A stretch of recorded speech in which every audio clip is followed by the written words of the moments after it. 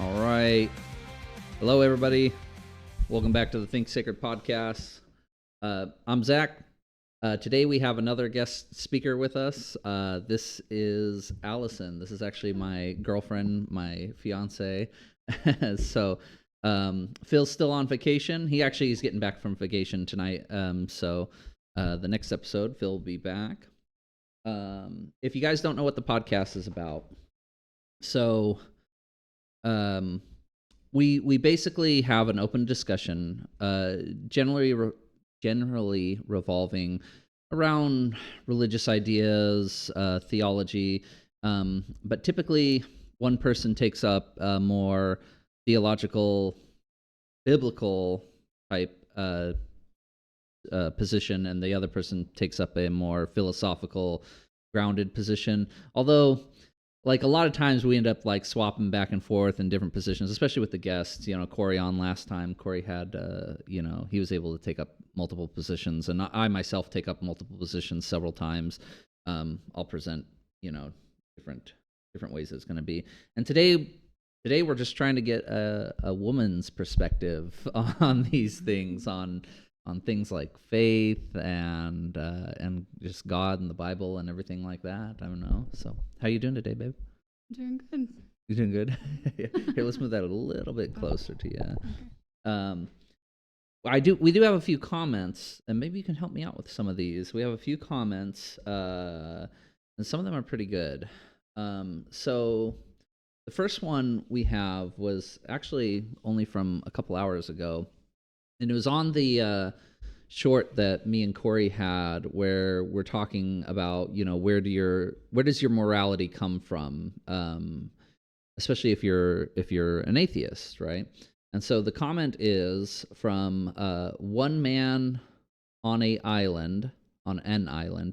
Our morals come from experience. Why is it morals are limited to religion?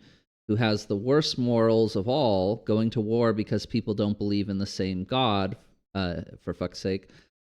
Get off your high horse, Christians. Don't own morality. We don't believe in any religion. You just believe in one. We are not animals because we don't believe what you do. I have to ask, where do you get off, assuming you're always right in your own morality? Get off your high horse in your own. He didn't spell that right, but obviously you can see there's like no punctuation or very little punctuation. There's no capitals. There's no sentences. It's all like just one string together thing. But he has some stuff here that we can talk about. So first of all, he says his morals come from experience. So if you have morals, my question is, are you truly an atheist then? Because an atheist doesn't believe in anything. Why would there be morals? If everything is random, if everything just appeared out of nowhere and everything's just random, why have morals at all? What are morals then to you?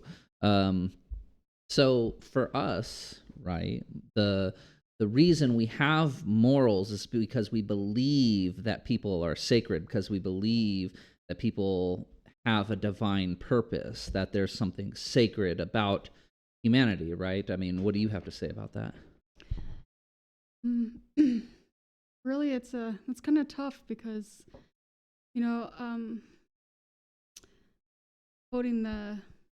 back to like the Bible, it says where, God wrote it on our hearts, and so it's not even something that we can conjure up in our own minds, because we just live and go 90 to nothing most of the time trying to keep up with the world, and we're keeping up with something that, for one, was designed in a wicked way, and for two, like, you're speaking about the world was designed, or the way that like our system is set up, the way that our governments are set up, and you're saying those are set up in a wicked way. Yes, I mean, I'm not saying from the very beginning that's how it was made, but just like anything else, sin can weave its way in. Everything's get corrupted. Yeah. Well, you made a good point here. So this guy talks about having morals, and my thing is, if I actually dug into it with this person, I would believe they aren't actually atheists. What they are is they're agnostic, and they don't even realize it. So why are morals limited to religion? Well, what like we just said right here, right there, is because there's a sacredness that the religion brings meaning, right? The reason that that moral comes from the religion is because there's a meaning behind why the morals exist, right? And then you go on to talk about war and everything like that. I mean, I could debate that with you all day long, because I don't think there's ever been a war where people are actually killing each other over whose god they believe in, other than Islam. Islam is the only religion that really does that. Christians did not do that, and if you believe Christians did that, then I'd question whether or not you actually know what Christians are. um, get off your high horse. I mean, that's fine. You want to tell me I'm on a high horse? That's fine. We don't believe in any religion. You just believe in one. So one of the things that you're kind of accusing us specifically of, and I guess, the thing is, I assume you didn't watch the entire episode. I assume you just watched that short.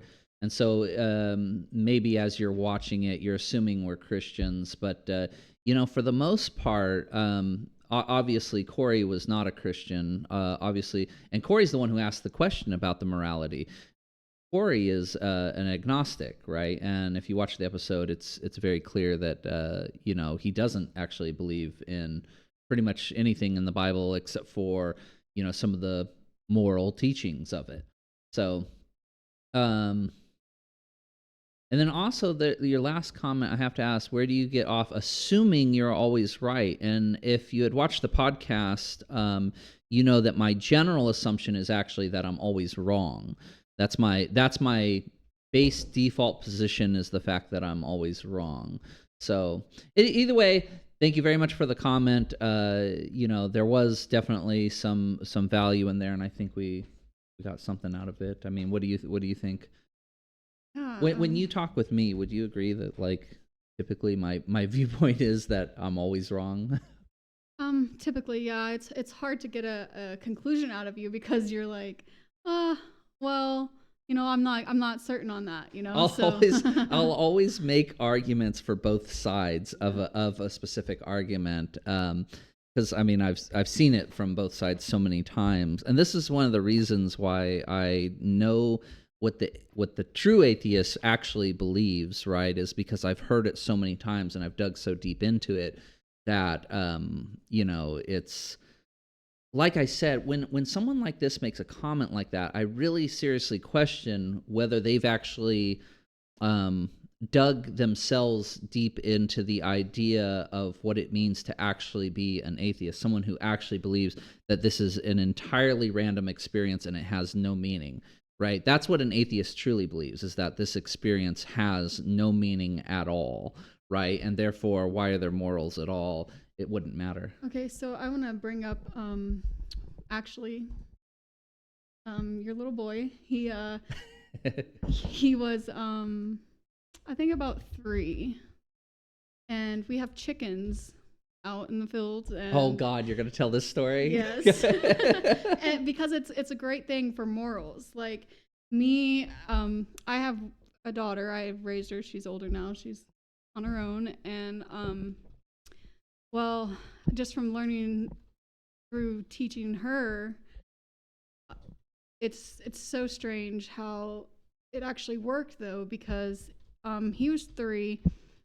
I let him go outside and play with the chickens. He loved playing with the chickens. So he got a little, I don't know, curious of, he's bigger than the chickens. So he starts, kicking around at them and throwing a bucket at them and doing all this stuff. He started being mean. Yeah, he started being mean to the chickens. And so I was like, okay, well, me going and getting on to him isn't going to help him, like, realize that's wrong. So I'm just going to sit back and, see how this plays out. And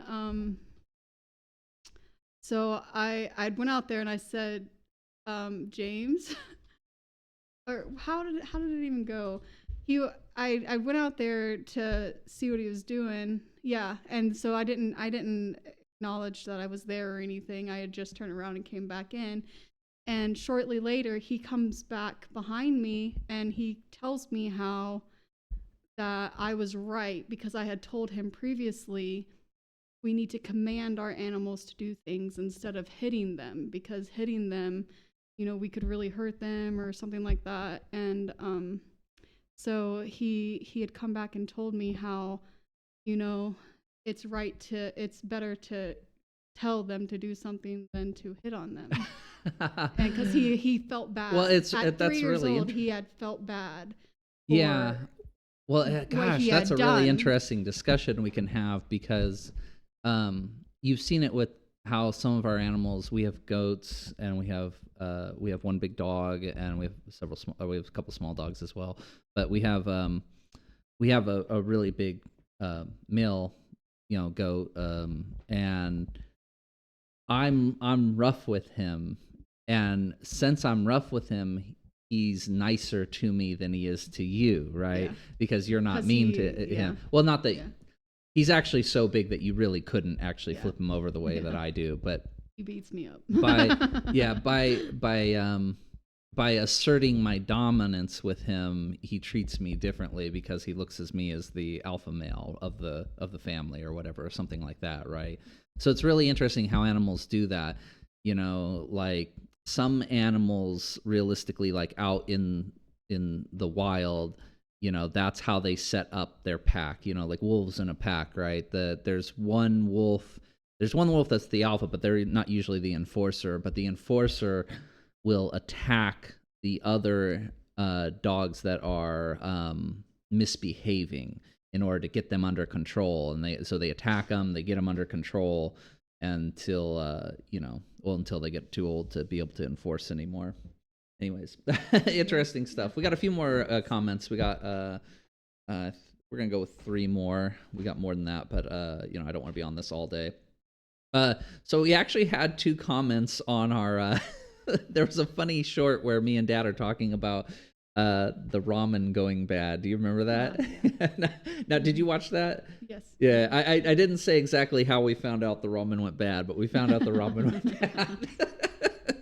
And it was like, because, look, I obviously, so one of the comments is, shocker, food goes bad, just use it and resupply. Obviously, these are Americans. So obviously this person, this was from Comedy Clips Nation.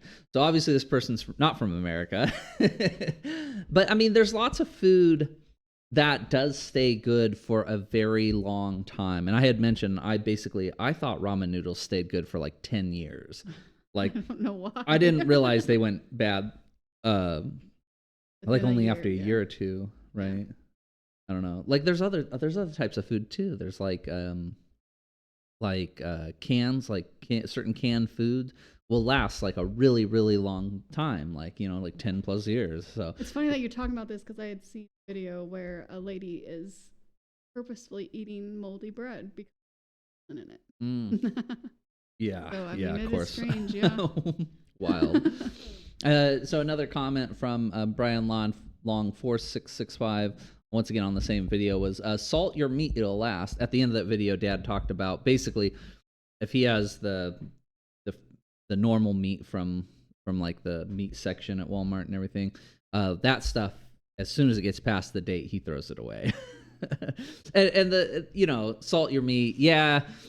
I mean, look, if we were into preserving it, or we were trying to like save it for like the long term, of course we got it. Salting your meat is good, but typically, what you do Normally dig a hole in the ground. That's what they dig a hole in the ground, put your meat in or there. a barrel. They'd put a barrel and they'd pour salt in there, and then they'd shove the meat inside and they'd pour salt on top, and they just covered it in salt, right? And it would last like a couple months, or something like that, long enough that they could transport it, move it around without refrigeration and stuff like that.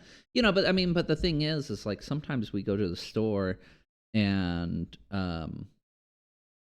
we buy something expecting to use it in a couple days, but then the next day someone really wants tacos at Taco Bell, so we go down to Taco Bell instead of using the meat. And then when we come back, and then if that piles up every once in a while, the meat goes So it's bad. It just happens. Okay, now the last comment is a really good one.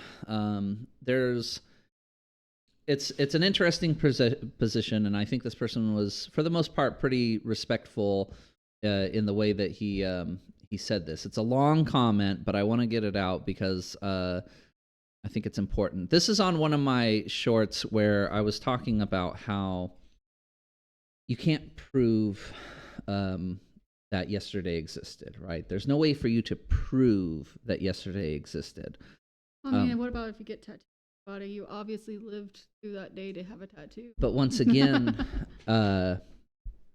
those could be implanted memories, and your body could be just an implanted memory. Oh, you're going there with it. Yeah. Simulation. Once again, I know you watched the last episode with Corey and I, where we talked not really super deep about it.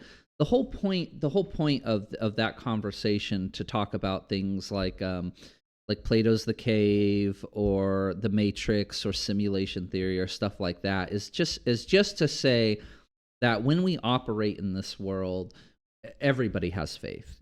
Even these people that are claiming to be atheists, right? Which I say they're not atheists. I say they're really agnostic and they just don't understand what atheism means. They have a lot of faith. They have faith, that they're going to wake up tomorrow. You know what I mean? And that's actually what I'm going to end up saying on this one. So the comment goes like this. It's from is it Cafe Eggs or is it Calf Eggs? Calf Eggs. He says, but you, and I'm going to take this one step at a time here. He says, but you don't need faith. Faith is, this is what he's saying faith is. Faith is a firm belief in something that has no proof. A firm belief in something that has no proof. So now we can take this two ways. First of all, that's not our meaning of what faith is. That's not our definition. And if you had watched the podcast, you'd realize our definition of faith is more. It's a lot similar to yours than you think it is. Anyways, what's your definition of faith? Faith is a form of belief greater than thoughts. But do you have proof for that though? Do you have something that makes you believe? Is there something that makes you believe in what you believe in? See, that's part of what this whole podcast has been about. When I talk to Phil and when I talk to Corey as well, and even KT, it's like we, as we're living this experience, we see proof of a God. We see proof that there's meaning in life. We see proof that each person is special and individual and things like that, right? And so our faith is the same as yours. You know what I mean? It's like you look around and you look at the world and you see the world one way.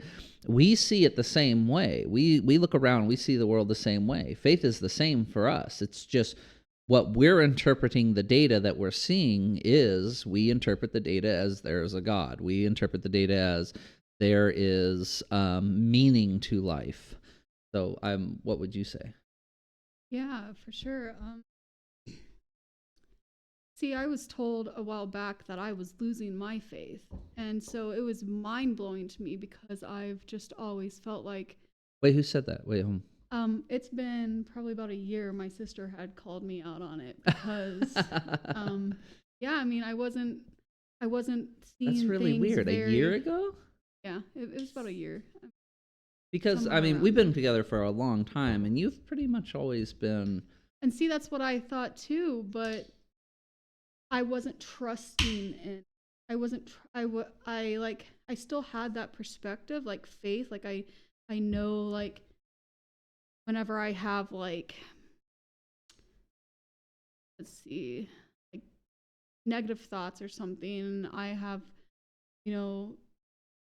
like the faith in you keeps you from just constantly believing some negative thought that you've picked up somehow or you've created on your own. So it's like a filter for you. Yeah. So that's really, really good. Yeah, it's a filter of how you're interpreting the data that's around you, right? Yeah. So your thoughts are also data the same way that, what you see is data that's going into your brain, right? All it is it's signals, right? It's signals that are coming into your brain. That's one thing I've been meaning to talk with Dad about, and I haven't talked about with Dad. And Jordan Peterson says this too. It's like your thoughts really aren't actually your own. Yeah. You know what I mean? There's a lot of thoughts that come to you that you didn't think, right? You didn't push them forward, and somehow you still had a strange or a weird thought and stuff like that, right? And so your faith causes you to say, no, that's not right, right? And that's the faith. My faith it comes from the Word of God. I know not everybody believes in the Bible, and it's gotten some really. So you use the Bible as part of your Christ-like, filter to keep Christ-like thoughts. Yeah, like yeah. Christ would To filter out correct. bad thoughts and good thoughts that Yeah. come to you. That totally makes sense. That's really good. Yeah. That's actually really neat. That's interesting. I haven't talked. Yeah, nobody else on the podcast has quite put it like that, and that's a really interesting perspective to have it. Let's keep going with this comment, though. So then he kind of repeats what I said. He says, "There's no guarantee a tomorrow exists." That's what I said. Yesterday, or even last few seconds. Yes, I agree. Nothing can really be proven to absolute certainty. I totally agree. That's exactly what I had said in the short.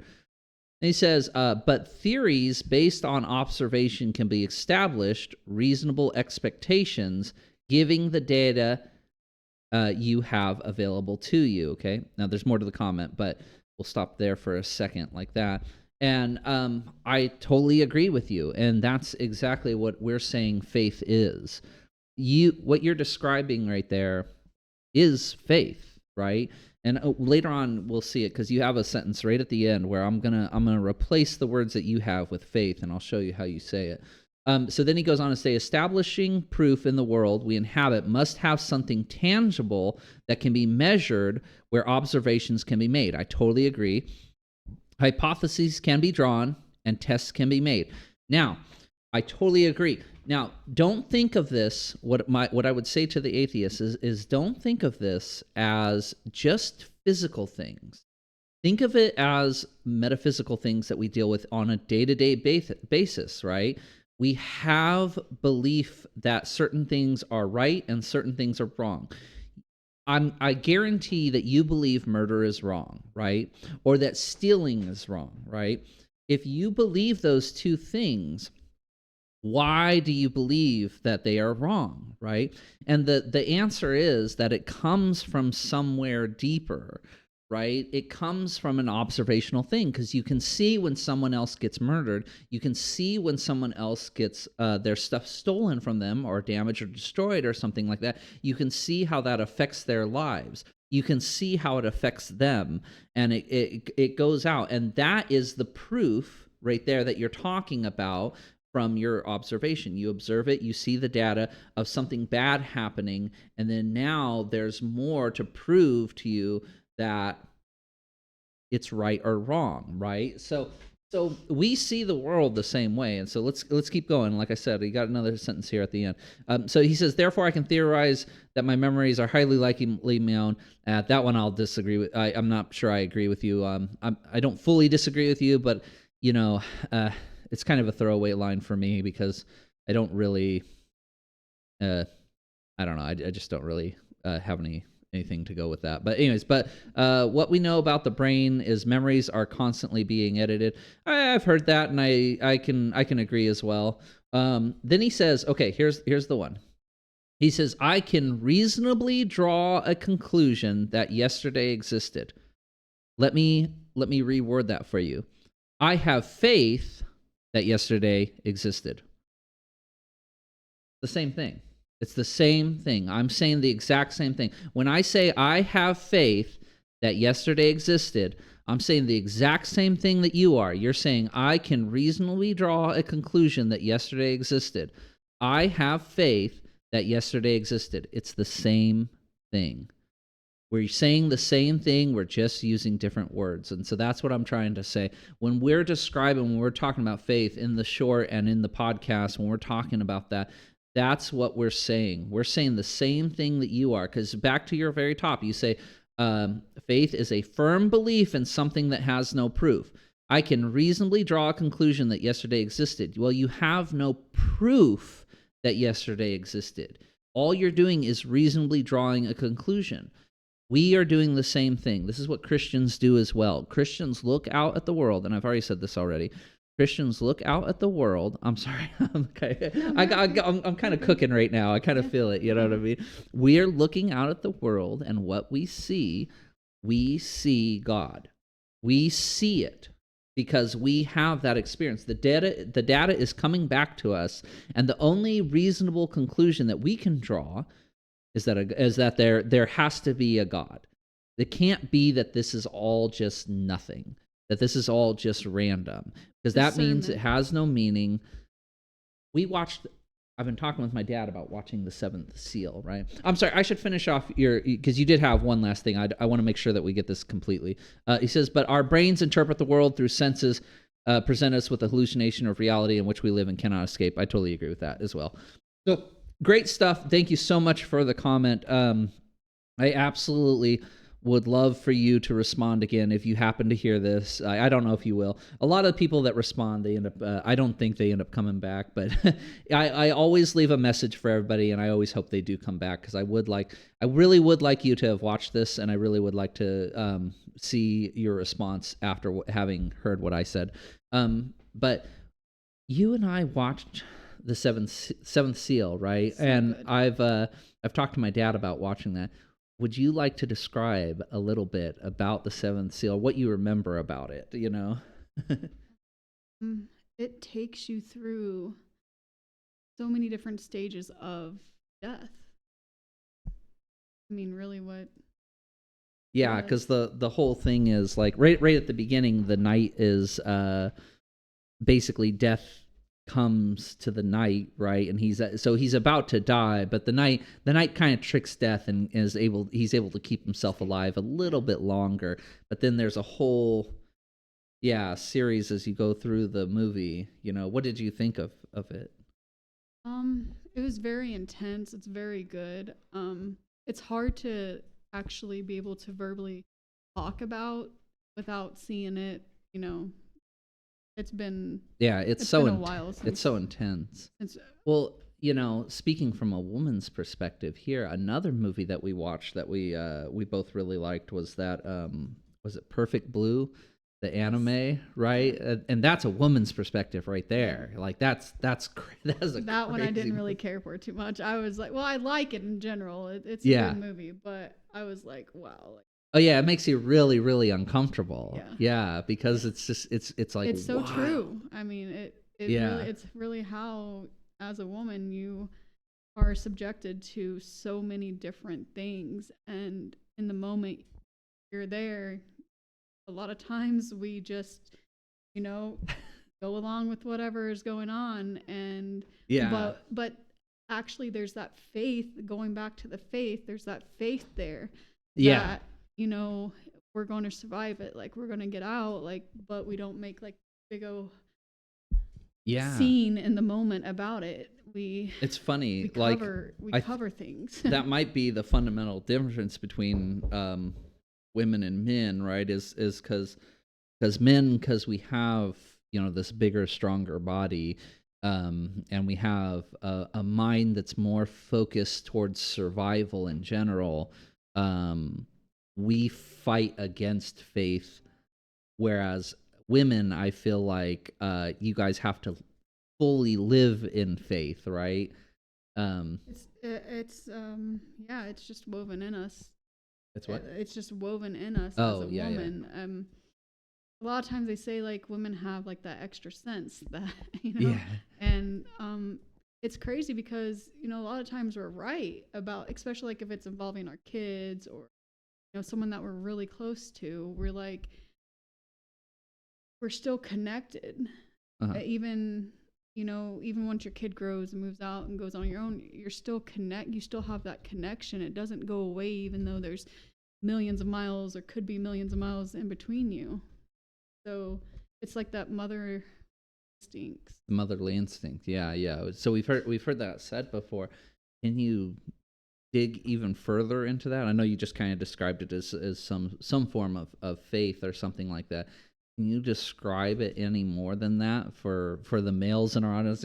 But I mean, 95% of our audience is male, right? So, and I personally, don't necessarily understand that fully. So, is there any way that you could try to describe it better for the Okay. male audience? Um, so it's women, especially mothers, we grow this we grow children in our bodies, and a lot of times we go through different emotions. I mean, it's really hard on some women to be able to do it, but somehow, like, it's with the faith. I wish I could. I'm trying to get it. I just Yeah, there's yeah. not a really, it's faith, and always being the nurturing role. Like, in society taught us that women are to nurture, and that was pretty much our role. And so when you're nurturing, you have to like pay attention, because we know, like, we don't openly talk about, especially men don't openly talk about their emotions a lot of the time. And so we have to like really observe, be very alert, and sometimes that makes your process of thinking alert, and you pick up things without even knowing that you're picking up on them, and then you reply, or you do what you need to do to be that nurturing woman. Hmm. Yeah, well, it's interesting. I mean, you talk about the emotions, right? So the reason that men um, don't utilize their emotions very much, or is not programmed inside of us, right? Is looking from the past, surviving and everything Yeah. like that. Emotions don't benefit us. Emotions usually are a detriment. That's why we're the helpmate. That's why what? That's why we're the helpmates, Oh, okay, yeah, because, yeah. we're supposed to fill in those gaps. Yeah. Because basically, imagine you're out in the woods and you're confronted by a tiger or something like that, right? You getting emotional is probably going to result in you dying quicker. Yeah, Whereas sure. if you're straight and you're thinking clearly and you're not letting your emotions get to you, you have a better chance of fighting that tiger off or killing it. You know what I mean? Oh, and yeah, mothers have that too. Don't get me wrong. Have you ever heard the term mama bear? Yeah, that's true. That's true. Once you're in that situation, it'll kick in, and we can help survive, but our bodies aren't built like men's. Like, your Yeah. structures are built bigger to be able to scare away prey, or like predators. Yeah. Very interesting. But if needed, mama bear can protect her cubs, or Yeah, the people yeah. she loves. Yeah. So another thing I was thinking about, we were talking about that Perfect Blue movie. Well, in the movie specifically, the girl is she is becoming a movie star, so she's having to deal with that. But the thing is that experience of basically a guy like stalking you, that can happen to any woman at any point in time, right? Like, there are crazy guys out there that will cling or attach to women or think that they And can so get closer to them. that goes back to more spiritual. That's why a lot of women will shy away, and why a lot of women do set their bars so high for men, is because, like, we have to like get rid of that get go. Because if you cater to that, or like lead them on, that's it gets 10 times worse, Oh, and yeah. it Yeah. turns into something very. That's right.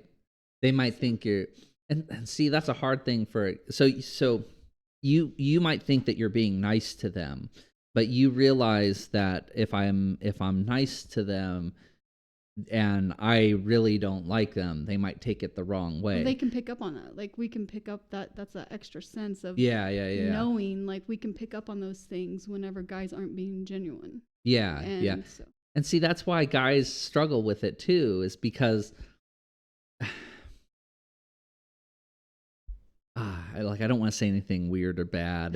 You know what I mean? I'm trying to watch my words here and everything like that. But when a girl is being nice to us, we think, yeah, they genuinely must like us, because other people in our typical guy to guy experiences, like if you don't like a guy, you don't talk to them and you don't hang out with them. You just don't have anything to do with them. You just drop them and you're just gone. You don't even bother with being nice to them. You know what I mean? If it's a workplace relationship, then I'll just be like, "Oh yeah, hey, cool," or whatever, something like that. But guys can instantly tell if we're just not interested in each other or not. You know what I mean? We instantly can tell. That's why me and Corey, have a strong connection. It's like after one night, we were like, "Oh yeah, that's a cool guy. That's a guy I want to hang out with." Right. And we can say that to each other, but girls for some reason can't say that to guys. You know what I mean? It's because we know that men don't like being rejected. And so we don't want to hurt men. Like, I can't speak for every woman. Yeah, yeah, of But course, like of course, of course. We're just giving a perspective on yeah, it. in my perspective of it, like, we don't want to like totally crush men. And sometimes, when men get the rejection, that does hurt them, and like it takes them a while to build up that courage again to go and talk to another girl or try again. And Some women are mean though. yeah, Some yeah, some women are, sometimes some women reject but pretty harshly. it's a protection. They could just be projecting their own thing, or they could have things that happen to them and they're projecting that onto that person and they're not aware of it at the Mm-hmm, mm-hmm. So I mean it could be in multiple different ways. And so, but going back to being a follower of Jesus, women, we're supposed to be supportive of men in general, and to help navigate, as we all navigate together. And so to just totally just crush a guy, that's a little on the extreme side of things. There are easier ways to just kind of let a guy down, but sometimes it does take some guy is a little persistent or something, Yeah, and it does in take the case it might be that. that the guy Because needs. at the time the guy could have some other kind of spirit on him. It could just be lust, or he could be just lusting after her, and she could be lusting after him. And then Girls can pick up on that a little bit easier than a guy can. I mean, it depends on the spirit of that's behind it. And so that's why discernment is a very big tool to use at all times, dealing with everyone, Mm-hmm. to try to discern whether the spirit, they have the spirit of Christ, or if they have the spirit of lust. Yeah, adultery. Some guys lie to women and tell them that they don't have wives, and they end up having wives, or it's a multiple of different things. And so like trying to stay grounded and use your discernment. And I mean, still sometimes you're not discerning appropriately, and that's why we need to stay close to the word, because there's been plenty of times where I wasn't discerning the way I thought I was. And going back to the word, it helps a lot, because the Holy Spirit can come and show you things through God's word, and really teach you. And then sometimes it convicts you, and you're convicted of your own flaws, like, oh, okay, I see I had a big hand in this too. And once you get to that point to where you can see your own flaws too, along with whatever else is upsetting you, and that's a better ground to like get yourself grounded back, and either have that discussion with the people or go your separate ways. And what about the thing with like, so right there we were kind of talking about like girls in their interactions with guys. What about girls' interaction with girls? Because that seems really, really crazy. You can't really ask me about that, because I've always kind of been a loner girl. Like I never really got into the big groups of girls or anything. I was raised with 5 other sisters. So see, but guys have the theory that what real girls are, what girls groups are really doing is they're really basically sabotaging each other on purpose. Oh no, yeah. I mean, that's a lot of why, you have to, oh gosh, yeah, with women on women, yeah, you have to, it's tough because women can be kind of catty. Uh-huh. And I'm going to get a lot of hate probably for saying this, but, it's a thing. Like I've seen so many young teens, now TikTok videos and stuff where they get jealous and they're like mean and like put the other girl down, Uh-huh. try to like discourage them Yeah, yeah. because they're getting more attention or something. And that's totally not how it needs to be. Like we build each other up in spirit. We Uh-huh. should spiritually build, not destroy. But then there's another thing, and this is one thing that Jordan Peterson talks about. It's called the devouring mother. There's a thing where basically women can encourage themselves further than they should. So in the case of like a woman that's like really really fat, right? And other women say, "Oh, you look perfect. Your body looks perfect," even though the girl's like, I mean, look, I'm trying not to be like super offensive here, and I'm trying not to be like too crazy. But the point is we know at a certain point in time it's unhealthy, right? And That it goes a back to guy your will just discernment. straight up say, "Hey, you're fat. That's unhealthy." You know what I mean? Whereas Well, women some will encourage guys themselves to will go further. still. I mean, there are guys out there Yeah, that feed like they're happy to feed them to see them yeah, yeah, get yeah, bigger or something, yeah, yeah. and so that it normally goes all different directions, Uh-huh. and so to try to reel it in, it goes back to really discerning and thinking for yourself, or not even well, it's thinking for yourself, but coming to that alignment with God's word to uphold your um your beliefs, or and that's why even like in the bigger picture of so many different religions, like okay, everyone has different religions, we all have different problems. I mean, it can all be a pattern, like it can all build on top of each other.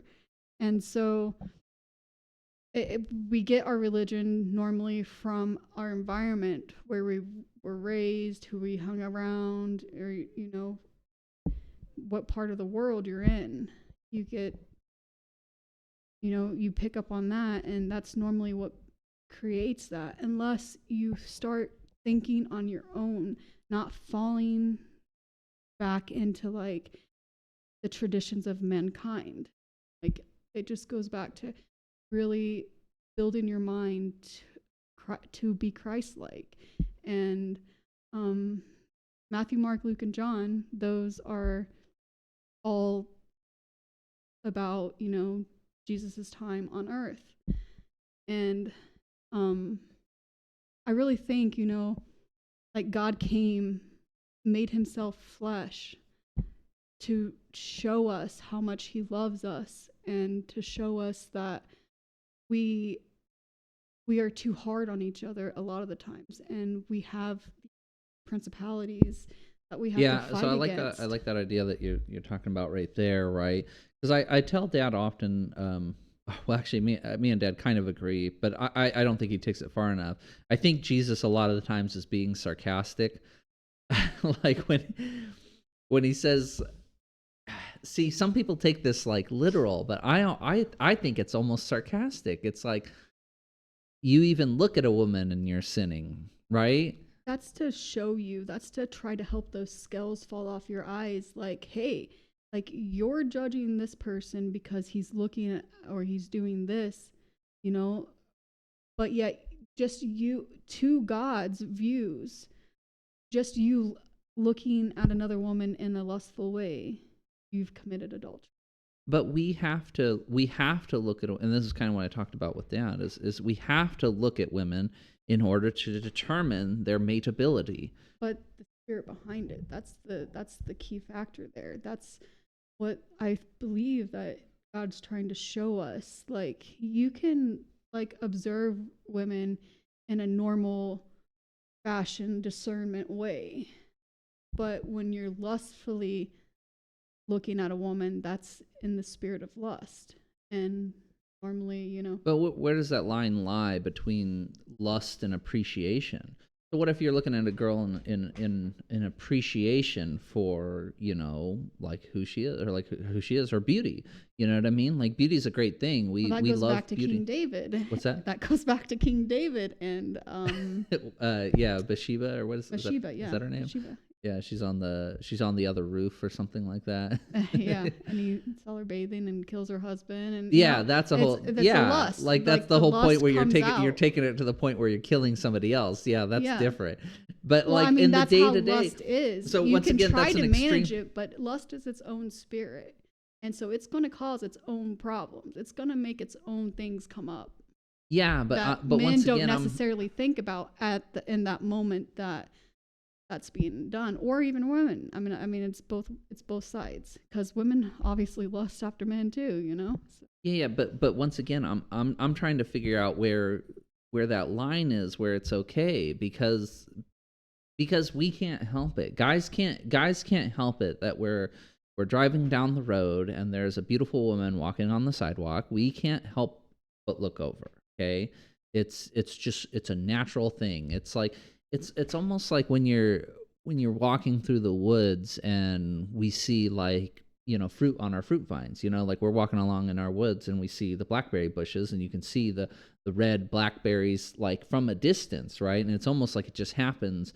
that you can start spotting them pretty quickly. It's almost a natural thing. It's something that we can't really control, or we can only control to a certain degree. okay, so if you look at that woman and you start thinking bad, like, your marriage is between a woman and a man, Uh-huh. and so those thoughts are supposed to be kept between, like, But if you're going to, what like, thoughts? Which thoughts? okay, like her butt is nice, her boobs are nice, like, oh, her figure is so nice, like those are taking it across the line, because you can appreciate a woman for her beauty and observe her in a respectful way of, like, oh wow, you have beauty, like, that's, I mean, I got what you're saying, but hold on. Let me do another one here. The statue of David. Men look at that and think that's beautiful. You know what I mean? Like, it's a beautiful statue, right? And it's a statue of him standing there naked, right? And you're looking at his body and everything. Because I look at that statue and I look at that body and I say, oh, that's beautiful. How is that not lustful then? Based on your description, you would say that's lustful too, but it isn't. But that's not, if you're just appreciating. There's a difference in appreciating, and there's a difference in taking it down Yeah, that's what I'm saying. to a negative thought. Like, I'm appreciating his naked body, right? So okay, so are you pleasing yourself to this body? Huh? Are you pleasing yourself to this statue? No. Okay, no. so then well, you're well, good. hold on. In a way, when you look at a pleasing You're piece pleasing of art, your eyes. when you see a good piece of art, so I mean, these aren't great pieces. That, but if you look over at the bowl of fruit, and everything like that, and my eyes are pleased by it, and I want it in my house and everything like that, because it's a good looking piece. That's a good way. But whenever you take it to embodiment, and you're embodying that, when you're like getting feel good, like, yeah, that's what me and Corey talked about, like that idea of where you're just endorphins, like when you're trying to just like make yourself, you're trying to make yourself feel good all the time, right? And that's your only concentration, and that's what you're solely focused on yourself. You're selfishness. Yeah, and so you don't really have respect for the beauty that your eyes see, because you're embodying it and getting it for yourself. There we go. Nice. Good. That's deep. I like that. There we go. We got somewhere really good. I like that. Yeah. That's how a discussion should go right there, right? That was really good. That was a really good example for the podcast, and for anybody watching. When you have a discussion right there, right, is we we set up this idea of what lust was, but also what beauty was, and we were contrasting the two, trying to figure out where the line of where something becomes bad, where something becomes sinful. And now that you know where it is, you can avoid that line, and you so can you make start sure that feeling you that, always you stay go on the back. right side of the And so line. I think that's why Jesus gives us that parable, But so it we can also, dig deep and think about. that's the thing about it too, is it also provides you more information on something deeper, right? So selfishness, we got to the point where it became, where we're saying what the line is when it becomes selfish. So now you can take that idea of selfishness and you can apply that over all sorts of different reasons. Yes, So that's why how it stacks. why is thieving bad, right? Because you're being selfish, right? Why is murder bad? Usually because you're being selfish, right? And that's goes back to the thoughts. Even having, your negative thoughts, you're being selfish because you're thinking of yourself. You're Yeah. not outside. You're not enjoying what God has already given you. A lot of the times we're caught up in our stressful lives of trying to keep up with Yeah, the everybody's world. got. Yeah, me and Corey talked about this. Everybody's lives are like infinitely complex, right? Your life's infinitely complex. The people commenting on the podcast, their lives are infinitely complex as well. And so, what I was saying to them on the comment is, it's like we also see the world in the same manner you do. It's just we're trying to, or just when we look at it, we see something deeper as well than other than just surface face value. You know what I mean? So I don't know. And that I believe that comes from the word of God and believing and having faith. And even if you stray away, you know, you're not going to be left there. Like a lot of times whenever we get like discouraged, like it's the end of the world. That's it. Like, but to keep pushing through that is where you really start seeing a change in your own consciousness. Right, because sometimes things can happen like in your day-to-day life where you're presented with an obstacle, and it would be far easier just to concentrate on yourself, just to throw away those ideals that if I go ahead and sacrifice today for tomorrow might be better than it could have been had I been selfish, right, the day before. Right, it goes back to me and Corey were talking about friendships and because you're constantly looking for something outside of yourself when it's really in. What's that? When you're being selfish, you're constantly like trying to grab. Like there's something deeper in you that needs either healing, taking instead of giving. Yeah. Or not even. You don't even have to be giving. Giving, don't get me wrong, giving is a great thing, but sometimes, you just don't even have that energy to be able to give because you're not full enough yourself. But that doesn't come from everything on the outside of you. That comes from you doing your own work inside your own conscience, brain, and it gets tiresome and scary sometimes. Yeah. But what you seek, you will find. And if you just keep on, and I have to remind myself of that, it's like quite often. Training yourself, teaching yourself that, that sacrifice is a good thing, right? That holding out for tomorrow or doing something harder for today so that tomorrow can be easier is a good thing, right? Well, also think about like I said, me and Corey were talking about friendships and everything. It's like that. It's like, you and I are gonna have you and I are eventually gonna get sick, we're gonna get old, we're gonna die. And like while that's happening, right, it's much easier if we are together as a unit, us and our friends, and we can help each other out during those hard times where we're sick. Spiritually building. Yeah. And so that's where you don't really want to make like these huge sacrifices, because the one sacrifice happened already. That was Christ. Yeah, yeah. You know, and so, and I think that's a lot of where the world, you know, misleads us to think like, oh, if we sacrifice this, then our tomorrow is promised. Like, we're going to be so much better tomorrow because we sacrificed this right here.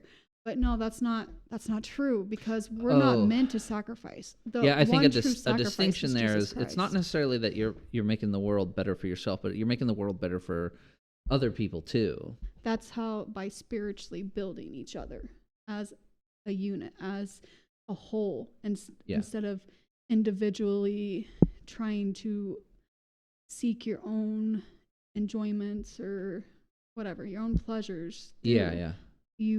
You want to you want to spiritually give to others, not to get it back, but because spiritually giving to others spiritually builds you up as well.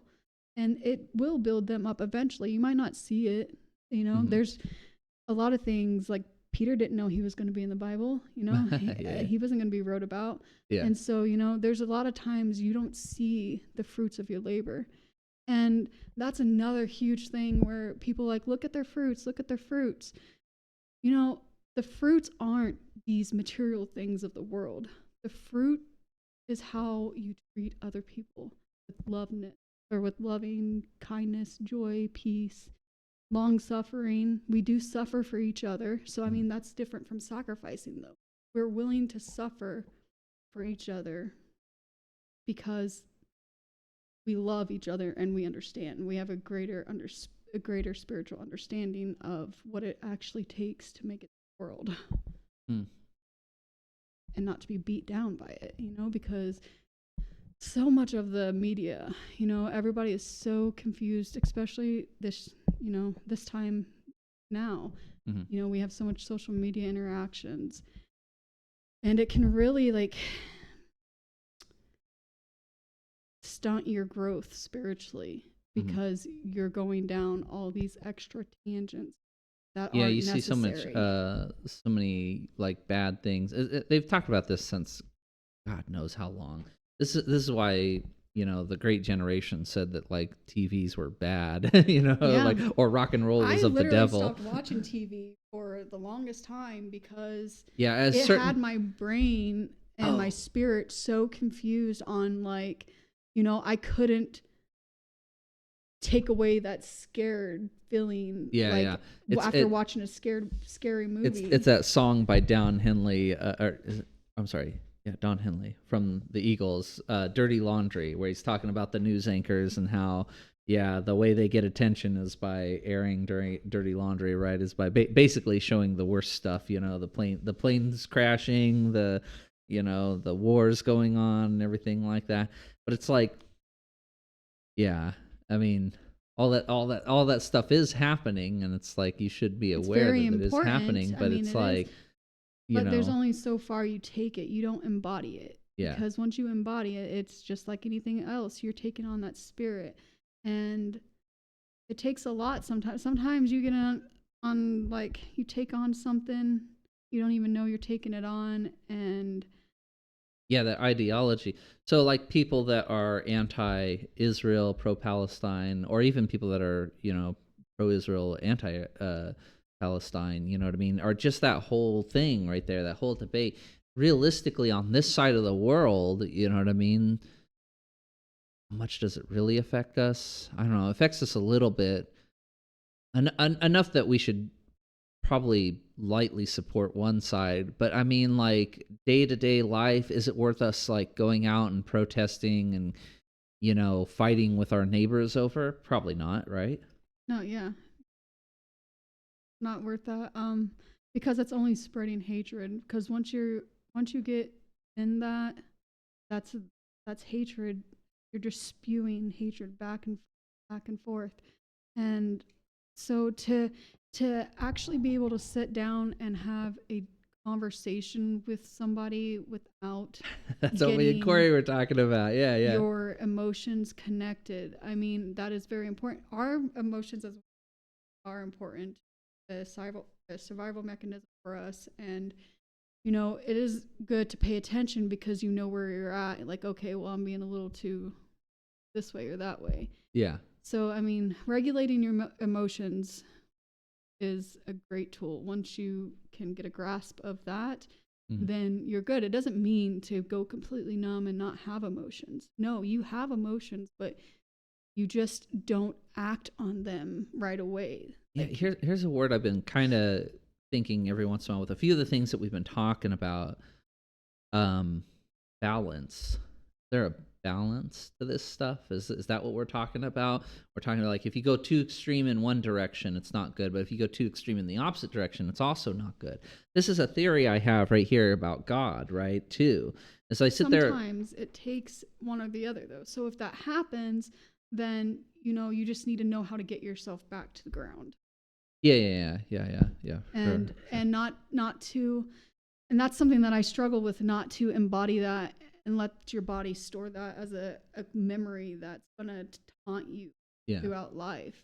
Because if you can just keep that outside of yourself, like observing it without embodying it, and that's your true power on how to be able to communicate with each other without taking on those emotions. Yeah, being able to, and it's not even having to use your words being right. able It's to just see being our open. common ground or something like that. You know what I mean? It's like you say you're at a position where you're way over here, and I say I'm at a position where I'm way over here or something. If we can see the center between us and everything, we see what we have in common. You know what I mean? We see where we're both the same. You know what I mean? So I don't know, something like that. It balance is important. I mean, there's balance to everything, but it doesn't mean that the balance is going to stay that way forever. You just have to know that life is suffering. It really is.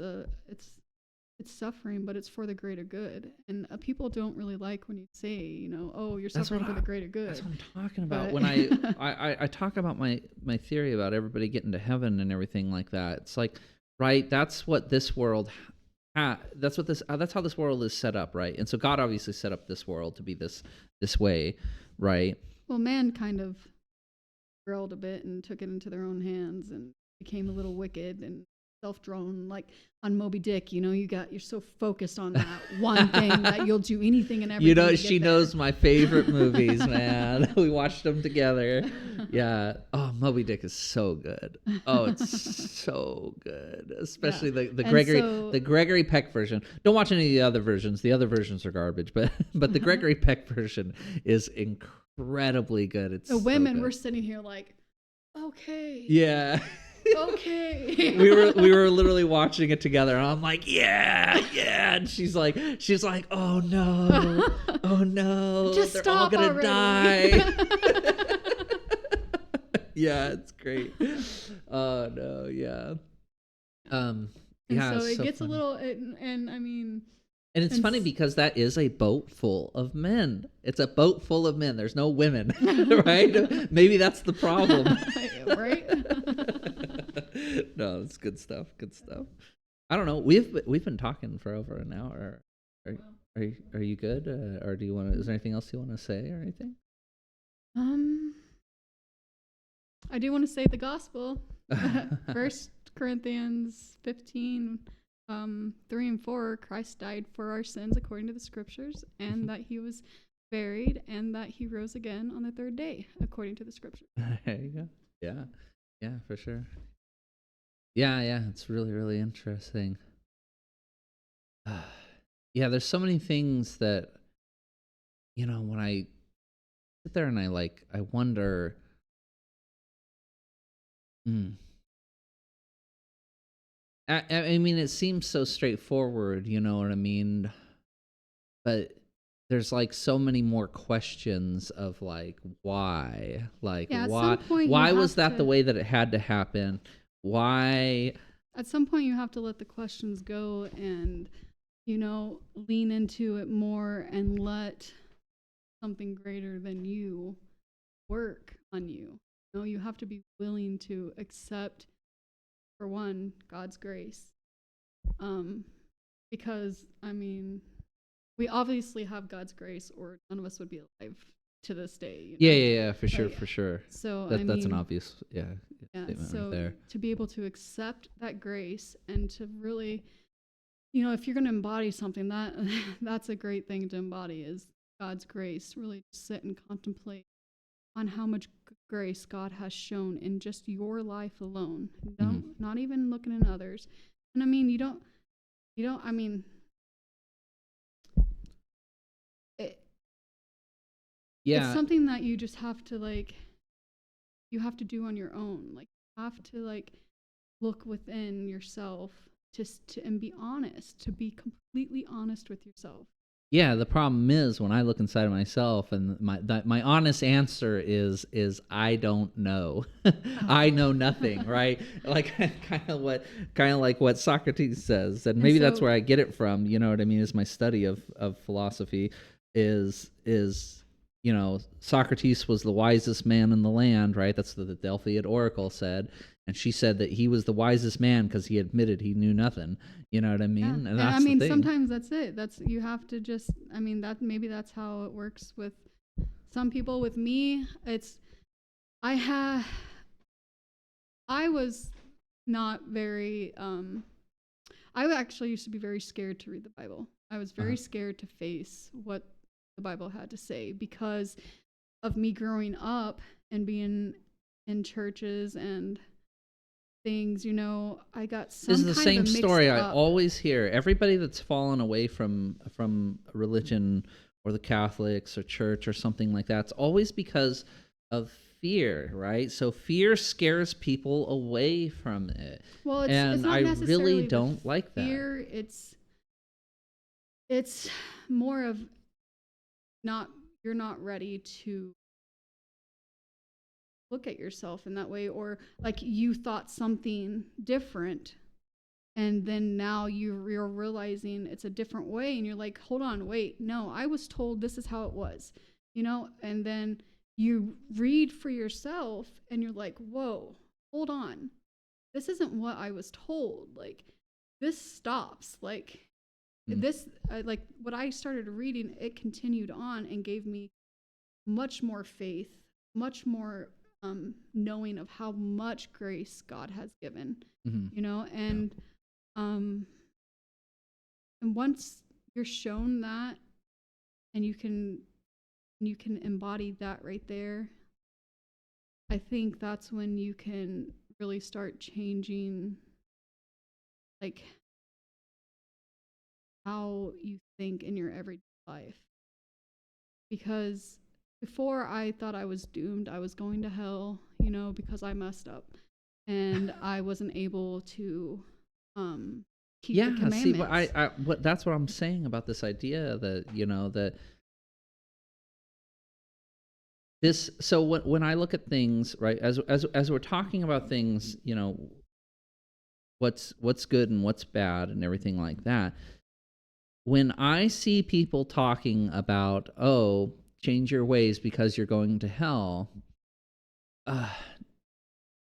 It's not even like that, though. But that's the fear mongering. Yeah, well, I mean, it doesn't result in good things. But I guess that's not true, because then I just thought of the story of Jonah, right? So in Jonah, that's what he does, and they legitimately change their ways, and then the city's saved. So, yeah, I might have just screwed myself there. It's one I'll have to think about a little bit more. But yeah, like typically speaking, I don't like fear. It's like I myself have said, and I told this to Corey too, and I'm sure you listened to it, is as I said, fear is not an appropriate motivator for me. Like if you're going to try to scare me into doing something, I'd rather just not do anything. I think that's because we're millennials, and like, I remember being in 2000s staring at that clock at midnight, and once it hit midnight, that was the end of the world. In 2000, I remember that. I have a very core memory of everyone sitting in the living room. Oh yeah, just waiting for the world to crash because all the computers somehow had a bad coding error that meant when the clock hit 0 that all the computers would crash. No. And don't get me wrong, like I do believe like this. We are in the present evil world, like the system is wicked. from the medical standpoint, you can't even get care. Yeah. And it's so hard to even get into the doctors anymore. That's it's So expensive. They're so overbooked. They're so expensive. I mean, these systems take literally months and months and months to go through. So like, I'm a disabled vet, and like going through that process, which is better than most of the other processes, but it still takes, 6-7 months. You know what I mean? And At the least. I knew this lady. She had literally had her leg cut off. And she was still, she was going on like 3 years of waiting to get on disability, and so how is the system working for us if we have people out there that are suffering a lot more than what they need to? And the truth is, it's not really working for us. It's really working for the rich. Yeah. That's the truth. It's not even, it's working for the wicked. There is wicked in this world. Like, the wicked are trying to, but wicked will not prevail. They think they're going to win. And I really think, like, but the hard part is the way that they all fall is the story of the French Revolution. You know what I mean? It's like Marie Antoinette is one of the rich, right? She's one of the ones that are benefiting off of it, but she's so disconnected from the lower people. But the way that they don't prevail is the lower people go in and chop her head off. You know what I mean? Which is bad. We don't want that to happen. That's not how it's supposed to be. It's like that guy that shot the whatever, the health insurance CEO or whatever, something like that. I mean, I know you all know what I'm talking about, just because I don't know the specific names of whatever the company and the specific name. The guy's name was like Mario or something like that. It's like Mario or Luigi or whatever. Anyways, the point is he goes and he shoots somebody, and it's like that's not what we're supposed to do. Wait a minute now. Like, there's got to be a better way to fix it, and I think the better way to fix it is you start with discussion. We start with talking. Let's all start talking to each other. Let's all stop shooting at each other. Let's all stop trying to kill each other. Let's all start talking and try to figure out where our common ground is, so that way we can all. And the way to talk is to get a good grip on your emotions. It's very okay to have. That's right. It's very okay. You have to be in control of yourself when you go to talk to the person, because you have to be able to express your stuff without losing control. And everyone deserves that respect to be able to freely talk and come to, a better ground point. That's awesome. So yeah. That's a great one. All right. You good? Yeah. All right. Good. Yeah, that was a really good discussion. That was lots of fun. I enjoyed it. Yeah. So I'm glad you had a good time too. So hey, if you guys are still watching, anybody's still watching, thank you guys very much. We appreciate it. Leave some comments. We'll respond to the comments. We promise. As long as there's at least some substance to it. I mean, if you just say, hey, thank you, and thumbs up, I'll give you a thumbs up back or whatever, or something like that. But hey, if you want to discuss something, if you have a different idea or something like that, leave a comment, man. Leave a comment and we'll respond, and we'll talk back with you. Okay. And so anyways, subscribe. Yeah. Keep watching more. No, anyways, no, really the interesting thing is the whole reason we're kind of doing this is really for my benefit. No, it's because I like that selfishness. Yeah. No, I like having these conversations. I like having them with my dad. I like having them with other people and everything like that. And I find them beneficial because, like I said, I spent so long arguing with people online, and I realized a long, long time ago that you're not going to convince other people by just spitting out facts. We got to start talking in a deeper manner that's talking about meaning, that's talking about what these words actually mean. I told you many, many times we speak different languages. You know what I mean? I'm from the West Coast. You're from out here from the Midwest. And it's like, there's a lot of words that we say that we have different meanings for in our head. It's like I was talking with that one guy on the comment. It's like his definition of faith is not the same as our definition of faith.